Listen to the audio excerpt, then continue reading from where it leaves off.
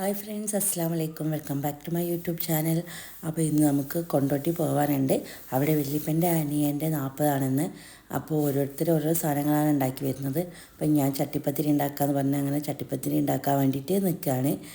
2 ചട്ടിപ്പത്തിരി ഉണ്ടാക്കാമെന്ന് വിചാരിച്ച്. അപ്പോൾ മോൻ്റെ കരിച്ചിലോട് ഒന്ന് ഞാൻ ഹസ്ബൻഡിൻ്റെ അമ്മനോട് ഉണ്ടാക്കി തരാൻ വേണ്ടിയിട്ട് പറഞ്ഞിട്ടുണ്ട്.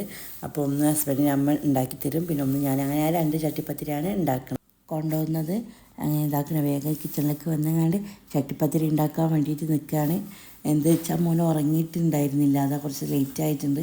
അങ്ങനെ പിന്നെ മോനൊക്കെ ഫുഡൊക്കെ കൊടുത്ത് ഉറക്കിയതിന് ശേഷം ഞാൻ ഇത് ഉണ്ടാക്കാൻ വേണ്ടിയിട്ട് വന്നതാണ്. മധുര പലഹാരത്തിൽ എനിക്ക് ഏറ്റവും ഇഷ്ടമുള്ളത് ചട്ടിപ്പത്തിരിയാണ്. പക്ഷെ ആ ഒരു മുന്തിരി കടിക്കുന്നത്, അതായത് മുന്തിരി കടിക്കുന്നത് എനിക്ക് ഇഷ്ടമല്ല. അത് കടിക്കുമ്പോൾ ഒരുമാതിരി ടേസ്റ്റ് ആയിരിക്കും. അങ്ങനെ ഞാൻ ചട്ടിപ്പത്തിരിയൊക്കെ ഉണ്ടാക്കി കഴിഞ്ഞ് നന്നായി വന്നിട്ടുണ്ട്. പിന്നെ മാറ്റിക്കാണ്ട് ഞങ്ങൾ പോകാൻ വേണ്ടിയിട്ട് നിൽക്കുകയാണ്. ഞങ്ങളുടെ ഓട്ടോയിലാണ് പോണത്. അപ്പോൾ ഉമ്മേഷു ആദ്യം കയറി ഇരുന്നിട്ടുണ്ട്. അങ്ങനെ ഞാൻ കയറാൻ വേണ്ടിയിട്ട് പോവുകയാണ്. പോകുന്ന വഴിക്ക് അവിടെ നിന്ന് തറവാട്ടിൽ നിന്ന് മാമിനെയും മക്കളെയൊക്കെ കൂട്ടാനുണ്ട്.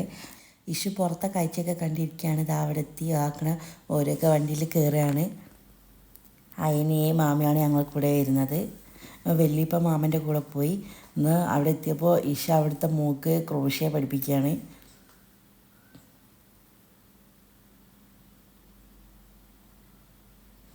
ഞാൻ ഓരോടൊക്കെ എൻ്റെ ചാനൽ കാണാൻ വേണ്ടിയിട്ട് പറഞ്ഞിട്ടുണ്ട്. അതിൽ ക്രോഷ്യേൻ്റെ വീഡിയോ ഉണ്ടല്ലോ.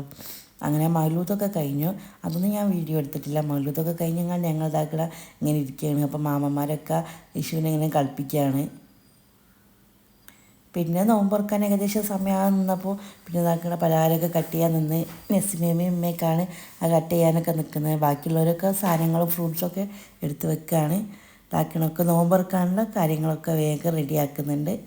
അങ്ങനെ ഇത് ഇവിടെ പെണ്ണുങ്ങൾക്ക് ഇരിക്കാനുള്ളത്, അപ്പുറത്ത് ആണുങ്ങൾക്ക് ഇരിക്കാനുള്ളതും അങ്ങനെ ആക്കിയതാണ്. നോമ്പൊക്കെ തുറന്ന് നിസ്കാരമൊക്കെ കഴിഞ്ഞ് വന്നും കണ്ട് ഒരു ഫുഡൊക്കെ കഴിക്കുകയാണ്. നല്ല ബിരിയാണിയും പത്തിരിയൊക്കെ ഉണ്ടായിരുന്നു. ഞാൻ ബിരിയാണിയാണ് കഴിച്ചത്.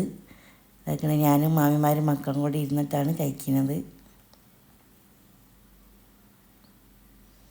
പിന്നെ ഞങ്ങൾ അവിടെ നിന്ന് ഇറങ്ങി. അങ്ങനെ വരുന്ന വഴിക്ക് ഞങ്ങൾ കൂളിമാട് പാലം കണ്ട്. അങ്ങനെ അവിടെ കുറേ ആളിങ്ങനെ ഇറങ്ങി നിൽക്കുന്നുണ്ട്. അപ്പോൾ ഞങ്ങൾ വിചാരിച്ച് നമ്മൾ ഇറങ്ങിക്കഴിച്ച് കണ്ട് അങ്ങനെ നമ്മളത് കാണാൻ വേണ്ടിയിട്ട് ഇറങ്ങിയാണ്. നല്ല തണുപ്പാണ്. ആ പുഴേൻ്റെ അവിടുത്തെ ഒരു കാറ്റുകൊണ്ട് നല്ല തണുപ്പുണ്ടായിരുന്നു. അങ്ങനെ അവിടെ കുറേ ആൾക്കാർ മീനൊക്കെ പിടിക്കുന്നുണ്ട്. അപ്പോൾ എല്ലാവരും അത് നോക്കി നിൽക്കുകയാണ്. പാലത്തമ്മിൽ വേറെയും കുറച്ച് ആൾക്കാരുണ്ടായിരുന്നു. നോമ്പൊക്കെ കഴിഞ്ഞ് വരുന്ന വഴിക്ക് ഓരോരുത്തരിങ്ങനെ ഇറങ്ങിയും കാണുകയെന്ന് തോന്നുന്നു. എന്താ വെച്ചാൽ അവിടെ പ്രത്യേക ഒരു കാറ്റ്, നല്ലൊരു തണുപ്പുണ്ട്. ആ പുഴേൻ്റെ ആ ഒരു തണുപ്പ്. അങ്ങനെ അവിടെ മീൻ പിടിക്കുന്നത് അയാൾക്ക് കാണിച്ചു കൊടുക്കുകയാണ്. അയാൾക്ക് കാണുമെന്ന് പറഞ്ഞിട്ട് ഉമ്മയും മൂത്തയും കൂടി കാണിച്ചു കൊടുക്കുകയാണ്. വരുമ്പോൾ മൂത്തയും ഉണ്ടായി ഞങ്ങളെ കൂടെ. മൂത്ത അങ്ങോട്ട് ഒറ്റക്കാണ് പോയത്, അതായത് ഹസ്ബൻഡിൻ്റെ വീട്ടിൽ നിന്ന് പോയതാണ്. ഇങ്ങോട്ട് നമ്മളെ കൂടെ തറവാട്ടിലേക്ക് വരികയാണ്. പിന്നെ അതൊക്കെ കണ്ട് ഞങ്ങൾ തിരിച്ച് വരികയാണ്.